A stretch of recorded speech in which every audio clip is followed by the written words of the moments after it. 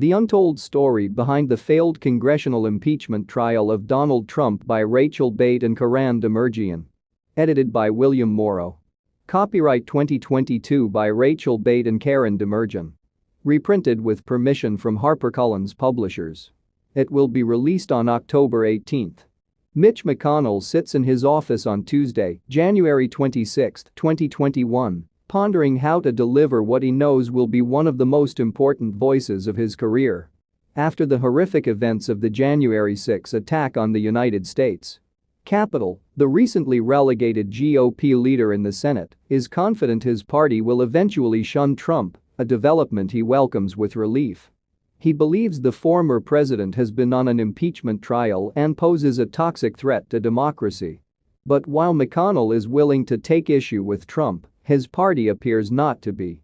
Unfortunately, a large number of their members have regrouped around the former president, and they will lead him into an impasse. That afternoon, Senator Rand Paul, McConnell's younger and much pro-MAGA partner on the Kentucky delegation, forced all senators to take notes and indicate whether Trump's post-presidency decision was constitutional. That's a question McConnell has struggled with in the 2 weeks since the House ousted him, and he's not at all ready to answer it. McConnell knew the vote would be seen as a test for the upcoming impeachment process, making the stakes for his election very high. If GOP senators under his leadership are willing to support the constitutionality of the process, it means Trump's impeachment is a real possibility. But if they voted differently and condemned the whole process, it would signal that Republicans are likely to help the former president avoid impeachment, which McConnell is unwilling to do. This explanation of McConnell's role in evaluating Trump's second impeachment trial is based on interviews with people familiar with McConnell's thinking and reasoning here, speaking on condition of anonymity in order to speak truthfully. McConnell knows that many citizens are confused about how to handle a situation, and when unsure they turn to his advice. If he convenes a constitutional process and cuts ties with Trump in the process, he could spark a partisan uprising and help the GOP change Trump's side once and for all. It was an attractive prospect. A conviction could allow the Senate to block Trump from running again, and McConnell never wanted Trump to return to office. But in all his years as a Republican leader, McConnell has never led such an insurgency, and on that day he wasn't sure he was up to the task. On the office wall above McConnell's head hangs a framed portrait of his mentor, the late Kentucky Senator John Sherman Cooper, for whom he was interned in the summer of 1964 for letters he received from his constituents. McConnell, 20, once asked Cooper how he balances his vote with the wants of his constituents. "There are times when you follow, times when you lead," Cooper told him, a proverb that stuck with McConnell decades later. Is this McConnell's own moment to take the lead? And if so, will enough Republicans follow suit to make it worthwhile? McConnell is still recovering from the Capitol siege. When he returned to the building on the night of the Fort McNair riots, he saw smashed wood on the door of his Capitol apartment, left behind by looters who had tried to break into his office and attack his employees. He watched in disbelief as his assistants rearranged the furniture they'd used to block the entrance to make room for his return. Overwhelmed by the traumatized emotions they were suffering, McConnell vowed that all of his aides know Trump is insane, he said. "I'm done with him. I will never speak to him again." For a moment, it seemed McConnell's confidence was well-founded. As early as January 6, Republican Americans across the political spectrum turned against Trump and called for his resignation. The day after the riots, McConnell's wife, Elaine Chapman, resigned as Secretary of Transport and urged the rest of the cabinet to follow his example.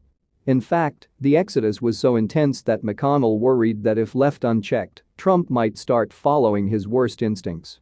He has personally asked Trump's top officials, including White House advisor Pat Cipollone and National Security Advisor Robert O'Brien, to submit to their terms of office.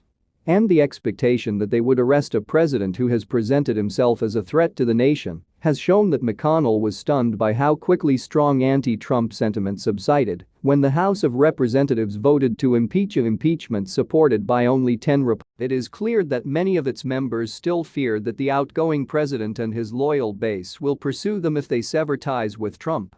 In the days since the riots, when anger at Trump turned to panic that impeachment against him could cost lawmakers their jobs, many Senate Republicans have also been desperate for backdoors to vote against impeachment without agreeing to defend. What the hell? Those senators calmed down in a January 12 Washington Post statement by prominent conservative attorney J. Michael Luttig, who served 15 years as a United States Circuit Court of Appeals judge. In it, Luttig argued that it was unconstitutional for a former president to be impeached or for the Senate to conduct a trial against a former president who had been impeached while in office. The next morning, as the House of Representatives was preparing for another impeachment trial against Trump, Senator Tom Cotton of Arkansas sent the article to his colleagues. Trump's most ardent defenders soon became obsessed with the idea.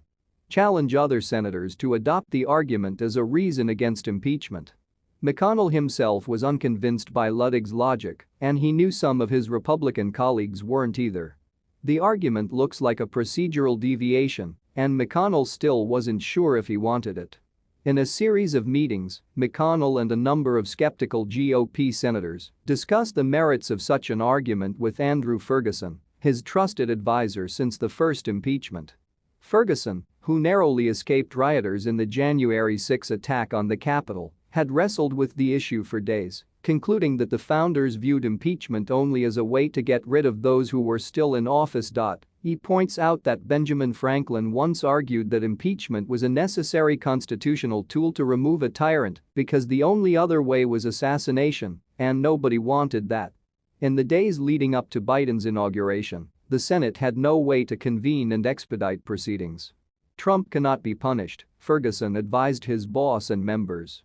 McConnell, still skeptical, challenged his advisors. Why did the founders give Congress absolute power to impeach the Constitution even though it was restricted? He wants to know.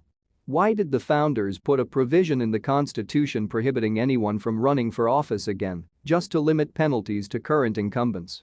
Ferguson concedes that's a tough question, but if McConnell's goal is to prevent Trump from running again, Ferguson warned, Senate conviction is no guarantee of that goal. Some scholars believe the Constitution doesn't actually allow impeachable presidents to be strictly barred from re-election the way judges and other officials do, he told McConnell and other GOP members in light of the ruling. This is a minority view of some constitutional experts, Ferguson admits, noting that he personally disagrees as well. But that doesn't matter. Trump could try to run again in 2024 and sue any state that blocks him from voting, he said. It would lead to an explosive legal battle that would catapult a former president back into the headlines and potentially reignite his attempt at a political comeback as the party tries to heal itself. It won't be a headache getting it out of the office, Ferguson warned. As McConnell considered what to do, he presented more arguments for and against Republican beliefs from a variety of angles. Representative Liz Cheney, a Wyoming Republican, personally urged McConnell to use his position of leadership against the president to relinquish his rank and bring Republicans to the political frontline to do the same.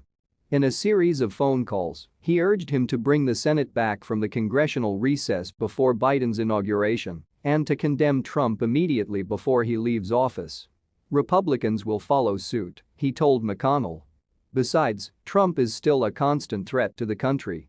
McConnell told Cheney he disagreed with his last point, though he insisted the Senate could not logistically impeach Trump within a week. In his view, Trump deserves an attorney and is preparing a defense regardless of how guilty. But McConnell also acknowledges another fear for Cheney that has crept into his soul. This belief could make Trump a martyr in the eyes of his supporters and strengthen him in the long term. That could pose an even greater threat to Republicans, he fears. In terms of content, we have no differences of opinion. We just don't agree on tactics, McConnell told Cheney as they discussed how to free the GOP from Trump's iron grip. McConnell, still weighing his options, didn't respond. The way Graham has rationalized Trump's actions since January 6 is a disgrace and a perfect example of how quickly McConnell was losing members to Trump. On the night of the riot, Graham gave an emotional speech, saying he and the president had pulled it off.